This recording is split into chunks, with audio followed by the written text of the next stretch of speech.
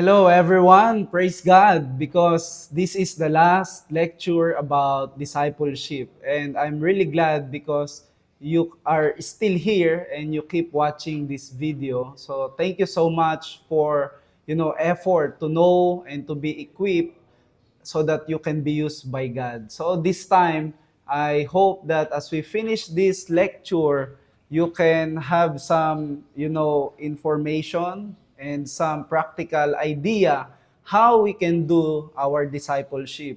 So before I start with this lecture, I just want to tell you that some of the lectures here is not only a theory, but even me myself experienced the discipleship because for almost 9 years I'm doing discipleship, and when I saw it is really important in the church, and as I experience, I can see how our church grow and how we build the leaders through discipleship. So that's why I encourage you before we finish this lecture that let's continue to make the disciples of Jesus Christ. So now, the last lecture, our title about the benefits. Actually, we are now talking about the benefits of discipleship. So here, what is the benefits? The lecture number 9, it makes the people grow.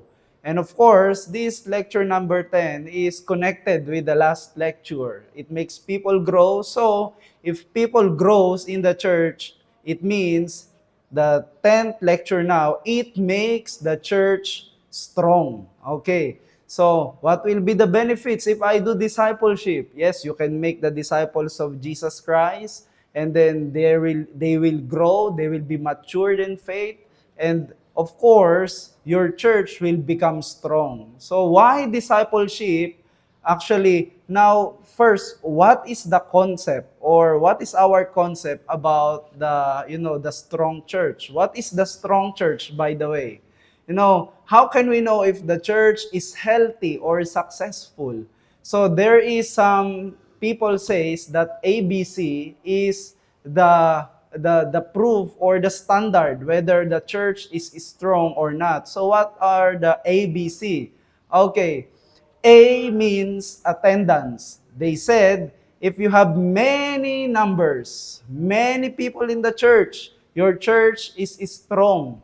But you know what? It's not about the quantity, but it's all about the quality. We know this saying, right? We know this expression.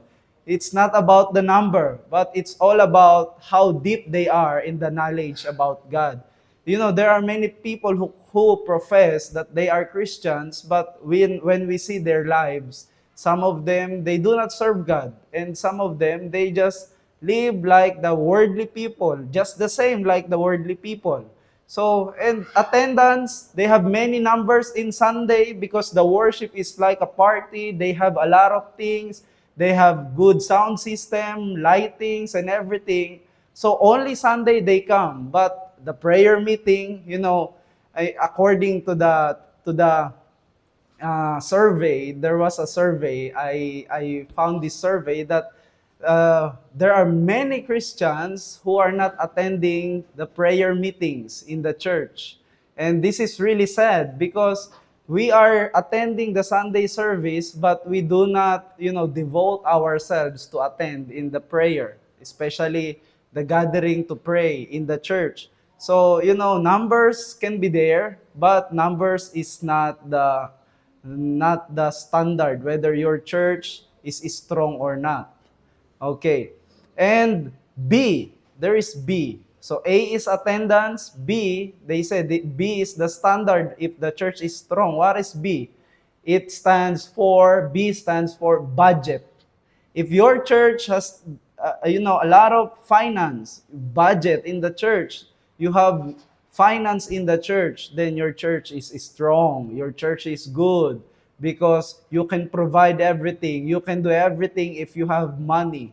So people think, oh, my church is weak because we don't have money. But you know what? Money is not the standard whether your church is strong or not. In fact, there are many heresies who have their budget, but they don't preach the gospel. So that's why we cannot say that money can make the church strong. And C, some people says that if the standard of the successful or strong church is the construction. C stands for construction. What is construction? It is the building. If you have the big building, then you have a strong church. You know, I went in Korea. There are many big buildings. When I say building, it is building like five-story building, six-story building owned by the church, but they are using only the one floor of the church because no people, you know, empty, few people. You can sit everywhere because they have the big building, but their people are really few. Even in the Philippines, there are some places in the Philippines. I went in one island in the Philippines called Mindoro. Even in the mountain, you will see there are many buildings, but there are no people. But building doesn't mean that if you have the big building, you have the strong church. There are many, in fact, in the Bible, in the New Testament, when we see the early church or when we see the disciples, they don't have a big building, but they have a people who are willing to die for Jesus Christ. And they did not encourage people to make the building, but they encouraged people to continue their faith and to continue their life as Christian, and they pray together, they have fellowship together, and they go and make disciples. They really want to share the gospel of Jesus Christ. And those people, all of them were ready to die for Jesus Christ. So, building is just a building, but this, we cannot say that if you have the big building, your church is strong. So, now, this ABC is essential. Of course, in the church, we need attendance because church is gathered people, right? So, we cannot say church if we are alone. So, church means gathered people. So, attendance is essential, of course, in the church. And budget, of course, important, the budget. We need the finance, right, for the ministry. And C, construction. We need a place to gather, right? These are important things. But there is one more that very important and essential in the church. Not only A, B, C, but we need the D. And what is D? D stands for discipleship. So yes, you have these three. A, attendance, B, budget, and C, construction. But if you don't have discipleship, if you do not make the disciples in your church, then how can they, become a matured Christian? How can they grow in the knowledge about God? So that's why we need the D, discipleship. So the strong church, the standard of strong church is the church who do discipleship. Now, we go to this question, why discipleship make the church strong? Why the discipleship make the church strong? What is the reason? Why? The first reason, it deepens the knowledge of the church about God. We come to church because of God. And that's why people come to church to know God.